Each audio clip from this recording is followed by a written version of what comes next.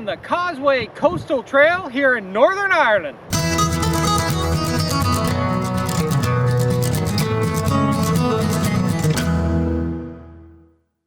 Driving the Causeway Coastal Route of Northern Ireland is one of the greatest drives in the world.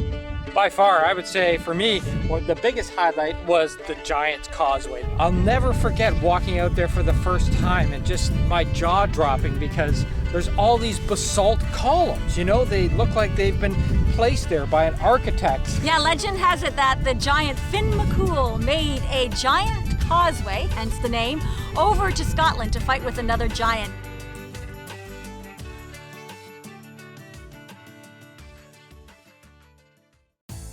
The Carrick-a-Rede Bridge. Now this is an old bridge that the fishermen used to use back in the day.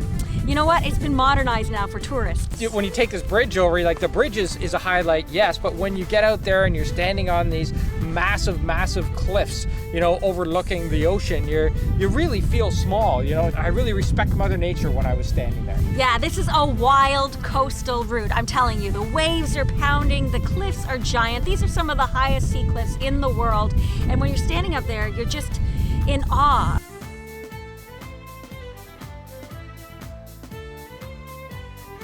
And if you do get a chance, I highly recommend Ballintoy Harbour. This was one of my favorite stops. You get really up close to those waves crashing against those cliffs, and it really does take your breath away when you're standing there. And the beauty about this place too is that tour buses can't get down there. And for those Game of Thrones TV buffs out there, this was used at Theon Greyjoy's home when he sailed his ship into the harbor. Well, it was Ballintoy Harbour. And we can't leave out the Dark Hedges. This is another Game of Thrones reference. It's this grove of beech trees that tower and make sort of like a tree cave over top of this really long road. It's absolutely beautiful. It's also Northern Ireland's most photographed tourist site. Having a car and doing our self-drive around the coastal route was really key because we could get there early in the morning when no one else was there and we had the Dark Hedges all to ourselves. And if you like castles, Dunluce Castle is another great stop in Northern Ireland along the Causeway Coastal Route. Again, they don't dress up their castles. You know, it's just overhanging on these cliffs, and you can just imagine what life would have been like there when people were living there. One place that you got to make sure that you go out to is the Masundin Temple. Now that's right out, that's one of the last stops, or it is the last stop Yes. on the Causeway Coastal Route.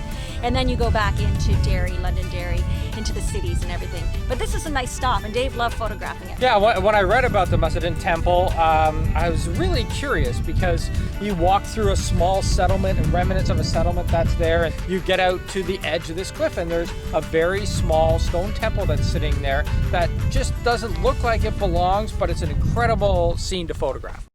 One last thing that we have to recommend is a little side trip that you can do during it, and that's going out to Torhead Drive. Not a lot of people make this drive out, but I highly recommend it because as you get out to this point, you stand there and it is the closest point to Scotland. Yes, it is. It feels like you could almost reach out and touch Scotland from there. The Giant Causeway Coastal Route is just one of the best things anyone can do. It's by far one of our favorite drives we've ever done. I highly recommend it. Yeah, if you love road trips, don't miss the Causeway Coastal Route in Northern Ireland.